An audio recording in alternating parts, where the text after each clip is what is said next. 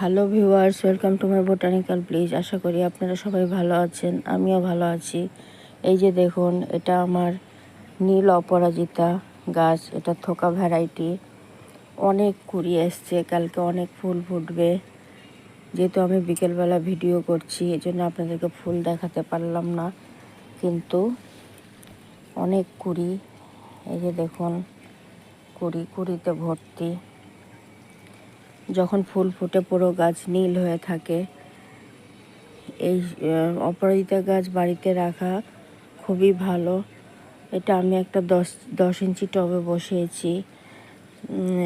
ভালো গ্রো করেছে, পুরোটা লতিয়ে লতিয়ে আছে। আমি এটা একটা তার দিয়ে রাউন্ড করে ওটার মধ্যে লতিয়ে দিয়েছি। আমি সপ্তাহে সপ্তাহে খোল ভেজানো জল দেই এবং সপ্তাহে সপ্তাহে নিম তেল স্প্রে করে দেই। তাতে দেখুন গাছ কত সবুজ, সতেজ এবং হেলদি আছে। আপনারা চাইলে ছাদ বাগানে নীল অপরাজিতা গাছ করতে পারেন। এই যে অন্য গাছের মধ্যে পেঁচিয়ে নিয়েছে, এটাকে ঠিক করতে হবে।